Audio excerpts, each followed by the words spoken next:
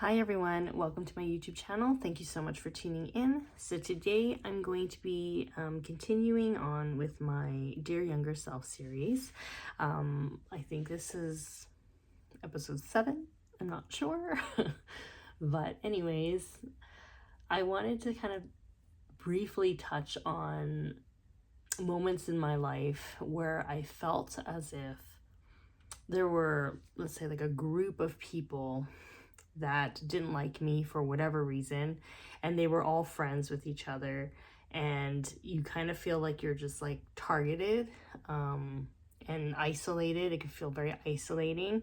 And as someone who is neurodivergent, and many times when you do offend people, whether it's you don't know social cues or like you haven't had a lot of socializing experiences, nobody really told you why. And when they don't tell you why, and all they do is kind of group together, and they just, just they don't like you. And it could also be like you didn't even do anything. Maybe they're unhappy with the fact that you did better on an exam than them, or maybe you're talented at something, or maybe you look in a way that they are envious of. I don't know. You know what? I have no idea why people do the things they do. But when I was little and I encountered groups of like mean girl, like high school immature behavior, it was very difficult for me because I had a tendency to ruminate, to try to figure out like what was happening, what went on, like what could I have done to make it better, if it was even my fault. And I would just literally be so distracted and like stew over this thing, because when you're younger you kind of want to be accepted, you want to be loved, and you want to be part of the group. And I just realized like sometimes it's just not gonna happen, right? Like it's almost like a journey of self-discovery and self-love, where you have to also become the best friend that you needed, and to have your own back, right? And that also includes taking accountability for when you do mess up, and yet have compassion for yourself when you do mess up. However, many times, like I feel like if I'm around a lot of immaturity, or like people who just are negatively orientated, or have a lot of things going on in their personal lives, like where I feel like there's, how do I say it? It's almost like misery loves company. So like when they are not happy in their lives, because if you think about it, if somebody's like really, really happy in their lives and peaceful in their lives, they're not going to be focusing on other people. They're not going to be focusing on other people and the dramas of other people. They're going to be focusing on what they're doing, and like what they want to do and what makes them happy. Like, so if somebody is constantly focusing on you, and it's like a group of friends that does that, I want you to almost like take that energy. Don't be distracted by that drama, but take that energy and like alchemize it and put it towards things that you want to do, like project you want to create, the story you want to write. Take it where you can produce something that can be beneficial for you long term. Like take that energy, just like when I find like sometimes if I'm angry at someone or angry at something, my positive way of doing that is writing it out, or like painting it out, or channeling it into something creative and positive. The old school way, a lot of people would be like return to sender. I don't even bother with that. Like I'm like, if you want, like if they send energy like that, I'm gonna take it and move it in my direction, which kind of propels my life forward. Because for those who kind of like congregate and like just stew and vent about people, and like are in negativity, and if you're around people that just constantly agree with that and consent to that energy, that is where they're going to remain. That unhappiness there, with the focus on other people instead of a focus on themselves. And when people don't focus on themselves, there's not going to be improvements, there's not going to be self-awareness, and not going to be changes in behavior.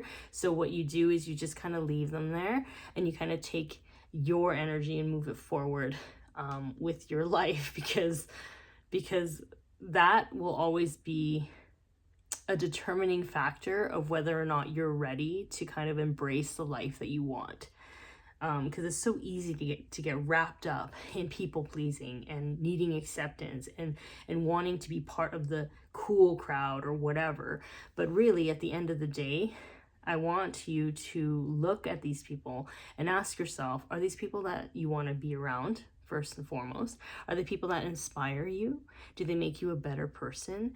Do they like you? Do you like them? Do they have the same morals as you? Do they have integrity? Like, there's a lot of questions you can ask about these people, because in general, I find like if they gossip amongst each other, they're gonna be gossiping about each other eventually.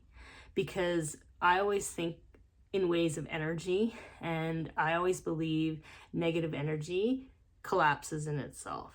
It keeps getting smaller and it collapses in itself. Whereas for me, positive energy expands. It reaches far more, and it's expansive, and it's like all encompassing. Whereas negative energy is like almost like a vacuum. It's like an energy suck. You feel like drained at the end of it. So when I think about that, I always think about like if somebody is negatively focused, it's has a lot to do with their own personal lives. Remember that if they're truly happy, they wouldn't be focusing on you.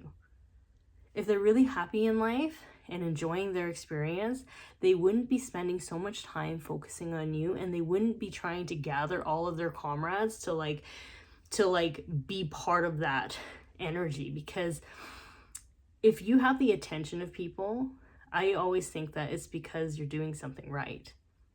You're doing something right. So it's either your authenticity is triggering them, the way that your life is smooth or peaceful is triggering them, you're happy, it triggers them, you're in alignment, you speak your truth, something about you triggers them, and maybe they need to kind of self-reflect, but they're not doing that because they're too busy focusing on you. Whereas you are going to focus on yourself and you're going to move forward in your life. And the older I get, you think that people would outgrow this. I got to say, a lot of people don't, because a lot of people don't do that self-reflection. They don't love themselves enough. They don't want to try to change their behavior. They don't want to learn and grow, because people who like to focus on other people all the time, it's because they are denying the things that they need to focus on, which is themselves and their life and what they're learning and what generational stuff they need to heal. A lot of people come to Earth to work on things. Like, people think it's just like a 9-to-5 job, but it's not. It's the real work. It's like internal work. And their denial or not wanting to sit in that is what's causing them to take their focus elsewhere. And if you are triggering them, they're going to focus their attention on you. So anyways, in a way, it's kind of like a good thing, because then you're reminded that you are on the right path. And I think, but it can be tricky if you don't know yourself yet. You know, when you're young, it's easy to get distracted in that.